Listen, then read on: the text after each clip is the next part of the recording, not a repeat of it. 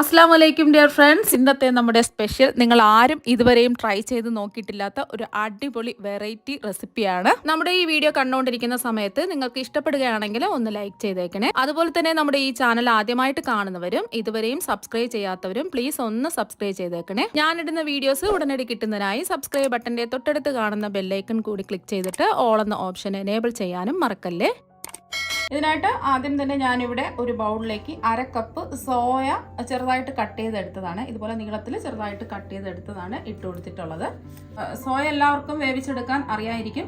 അപ്പോൾ ഞാൻ വേവിച്ചെടുത്ത സോയാണ് ചെറുതായിട്ട് കട്ട് ചെയ്ത് എടുത്തിട്ടുള്ളത്. കുറച്ച് വെള്ളത്തിൽ കുറച്ച് ഉപ്പ് ഇട്ട് നിങ്ങൾക്ക് എത്രയാണോ സോയ ആവശ്യമുള്ളത് അതിനനുസരിച്ച് വേവിച്ചെടുക്കുക. അതിനനുസരിച്ച് ഒന്ന് തിളപ്പിക്കുമ്പോൾ തന്നെ അത് വെന്ത് വരും. ഒന്ന് തിളച്ചതിന് ശേഷം ഫ്ലെയിം ഓഫാക്കി വെള്ളമൊക്കെ ചൂട് മാറിയതിന് ശേഷം കൈകൊണ്ട് നല്ലോണം മുറുക്കി പിഴിഞ്ഞ് ഒന്നുകൂടി ഒന്ന് കഴുകിയതിന് ശേഷം ഇതുപോലെ നീളത്തിലോ ചെറുതായിട്ടോ കട്ട് ചെയ്തെടുക്കുക.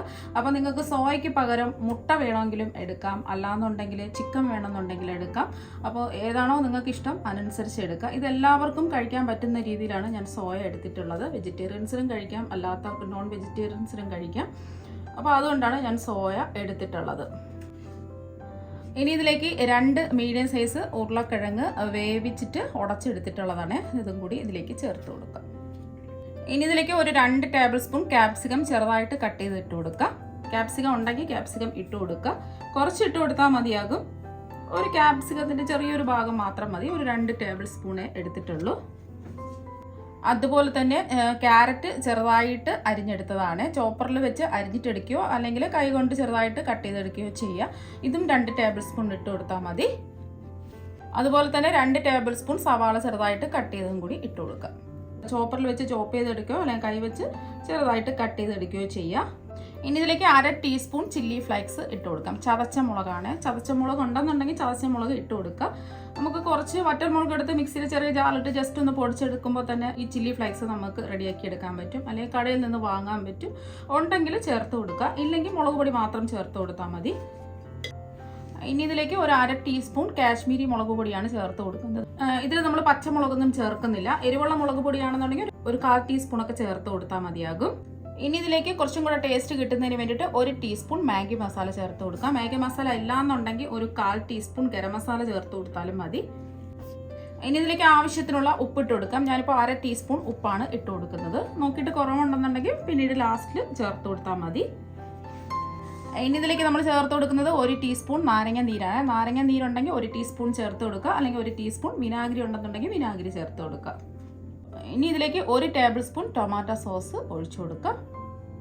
ഇനി ഇതിലേക്ക് 1 ടേബിൾ സ്പൂൺ മയോണൈസ് ചേർത്ത് കൊടുക്കാം. നമ്മുടെ വീട്ടിൽ തന്നെ തയ്യാറാക്കി എടുത്ത മയോണൈസ് ആണ്. മയോണൈസ് ഇഷ്ടമാണെന്നുണ്ടെങ്കിൽ ചേർത്ത് കൊടുത്താൽ മതി, അല്ലെങ്കിൽ മയോണൈസ് ഒഴിവാക്കാം. ഇനി ഇതിലേക്ക് മല്ലിയില കുറച്ച് കട്ട് ചെയ്തും കൂടി ഇട്ട് കൊടുക്കാം.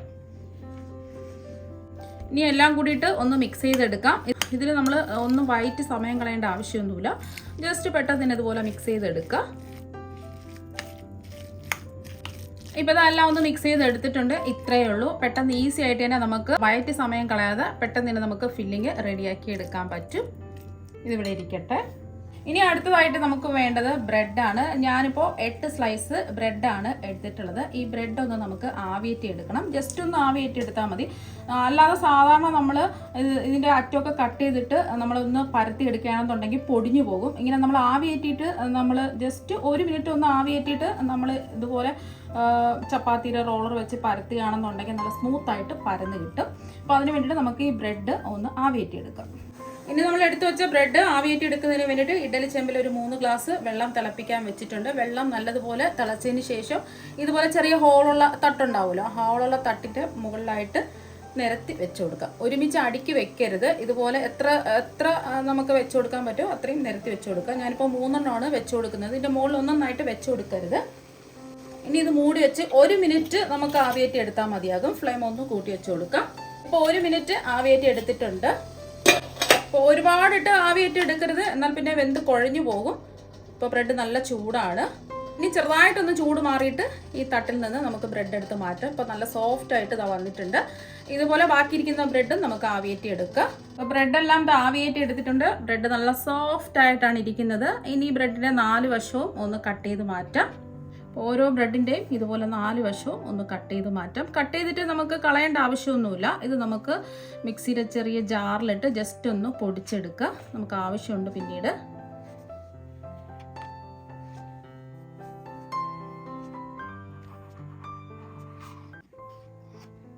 നല്ല സോഫ്റ്റ് ആയിട്ടാണ് ഈ ബ്രെഡ് ഇരിക്കുന്നത്.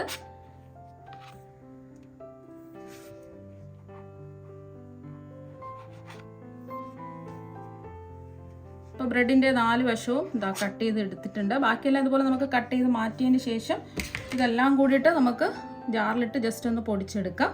അതിന് നമ്മൾ സൈഡെല്ലാം കട്ട് ചെയ്തെടുത്ത ബ്രെഡ് ഒന്ന് പരത്തിയെടുക്കാം.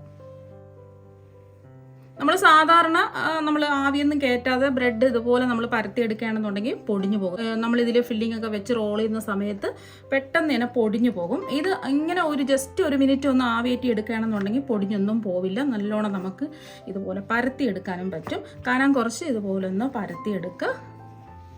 ഇപ്പോൾ ഇതാ ഒന്ന് പരത്തിയെടുത്തിട്ടുണ്ട്. നമ്മൾ പരത്തിയെടുത്ത ബ്രെഡിൽ ആവശ്യത്തിനുള്ള ഫില്ലിംഗ് വെച്ച് കൊടുക്കുക. ഈ ബ്രെഡിൻ്റെ 1/4 ഭാഗത്തോളം ഇങ്ങനെ ഒന്ന് സ്പ്രെഡ് ചെയ്ത് കൊടുക്കുക. അപ്പോൾ അതാ ഫില്ലിങ് വെച്ച് ഒന്ന് സ്പ്രെഡ് ചെയ്ത് കൊടുത്തിട്ടുണ്ട്. ഇനി ഇതൊന്ന് റോൾ ചെയ്തെടുക്കാം. ഇതുപോലെ മെല്ലെ ഒന്ന് റോൾ ചെയ്തെടുക്കാം. സാധാരണ നമ്മൾ ആവി കയറ്റാത്ത ബ്രെഡാണെന്നുണ്ടെങ്കിൽ മുഴുവനും പൊടിഞ്ഞു പോകും. ഇപ്പോൾ ഇതാ ഒന്ന് റോൾ ചെയ്തെടുത്തിട്ടുണ്ട്. ഇനി ഇതുപോലെ ഒന്ന് നമ്മൾ ഉരുട്ടി കൊടുക്കുക. ഒട്ടിക്കേണ്ട ആവശ്യമൊന്നുമില്ല, അവിടെ തന്നെ ഒട്ടിയിരുന്നോളും.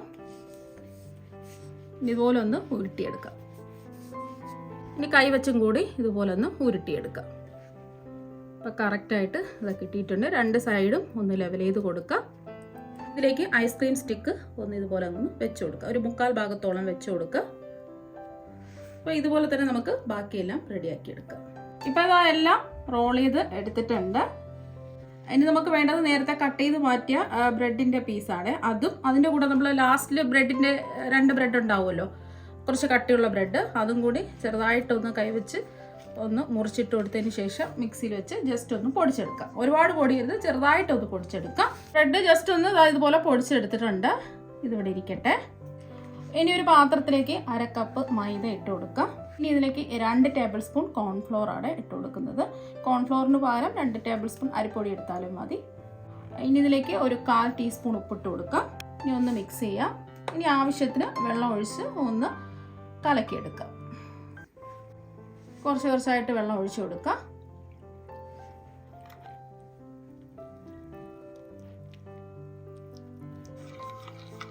അപ്പോൾ ഞാൻ 1 കപ്പ് വെള്ളം ഫുള്ളായിട്ട് ഇത് ഒഴിച്ചു കൊടുത്തിട്ടുണ്ട്. കുറച്ച് ലൂസായിട്ട് വേണം ഈ ബാറ്റർ ഒന്ന് റെഡിയാക്കി എടുക്കാൻ. ഒരുപാട് കട്ടി ഉണ്ടാവാൻ പാടില്ല. റോൾ ചെയ്തെടുത്ത ഓരോന്നും ഈ മൈദയിലിട്ട് ഒന്ന് ഡിപ്പ് ചെയ്തെടുക്കുക. ഇപ്പോൾ അത് ഡിപ്പ് ചെയ്തെടുത്തിട്ടുണ്ട്. ഇനി ബ്രെഡ് ക്രംസിലിട്ട് ഒന്ന് കോട്ട് ചെയ്തെടുക്കാം. ക്രംസിലിട്ട് ഒന്ന് കോട്ട് ചെയ്തെടുത്തിട്ടുണ്ട്. ഇങ്ങനെ വേണമെങ്കിലും നിങ്ങൾക്ക് റെഡിയാക്കി എടുക്കാവുന്നതാണ്. ഞാനിപ്പോൾ ഡബിൾ കോട്ടിംഗ് ആണ് ചെയ്തിട്ടെടുക്കുന്നത്. ഇനി വീണ്ടും മൈദയുടെ ബാറ്ററിൽ ഒന്ന് ഡിപ്പ് ചെയ്തെടുക്കാം. ഇനി ഇത് വീണ്ടും ഒന്ന് ബ്രെഡ് ക്രംസിലിട്ട് ഒന്ന് കോട്ട് ചെയ്തെടുക്കാം.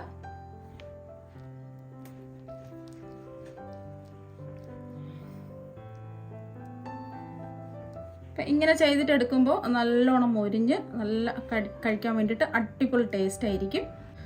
എല്ലാ ഭാഗത്തും ബ്രെഡ് ക്രംസ് എത്തണം. അപ്പോൾ ഇതുപോലെ തന്നെ നമുക്ക് ബാക്കിയെല്ലാം റെഡിയാക്കി എടുക്കാം. എല്ലാം മൈദയിലിട്ട് ഡിപ്പ് ചെയ്ത് ബ്രെഡ് ക്രംസിലിട്ട് ഇതാ ഒന്ന് കോട്ട് ചെയ്തെടുത്തിട്ടുണ്ട്. ഇനി ഇതൊന്ന് ഫ്രൈ ചെയ്തെടുക്കാം.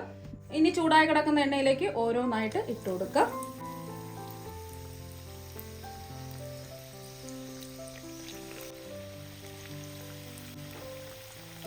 കുറച്ച് കുറച്ചായിട്ടിട്ട് ഇതൊന്ന് ഫ്രൈ ചെയ്തെടുക്കാം. ഫ്ലെയിം മീഡിയം ഫ്ലെയിം വെച്ച് കൊടുക്കാം. ഇതൊന്ന് മൊരിഞ്ഞ് വരട്ടെ.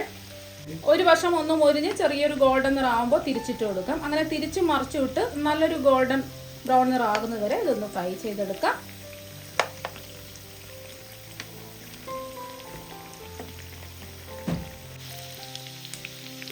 ഇപ്പോൾ 2 വശവും നല്ലോണം മൊരിഞ്ഞ് ഒരു ഗോൾഡൻ ബ്രൗൺ നിറായിട്ടുണ്ട്. ഇനി നമുക്ക് എണ്ണയിൽ നിന്ന് കോരി മാറ്റാം.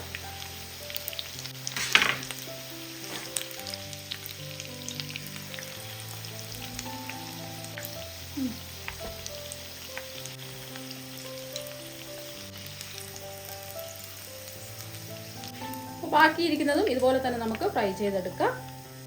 ഇപ്പോൾ അതെല്ലാം ഒന്ന് ഫ്രൈ ചെയ്തെടുത്തിട്ടുണ്ട്. വളരെ പെട്ടെന്ന് തന്നെ റെഡിയാക്കി എടുക്കാൻ പറ്റുന്ന സ്നാക്സ് ഇവിടെ റെഡി ആയിട്ടുണ്ട്. നല്ല ക്രിസ്പിയാണ്, അകത്ത് നല്ല സോഫ്റ്റാണ്. ഇനി ഇതിൽ നിന്ന് ഒരെണ്ണം എടുത്ത് കാണിച്ചു തരാം. ഇപ്പോൾ കണ്ടില്ലേ, നല്ല അടിപൊളിയായിട്ട് ഇതാ കിട്ടിയിട്ടുണ്ട്. ഇനി ഇതൊന്ന് മുറിച്ചും കൂടി കാണിച്ചു തരാം.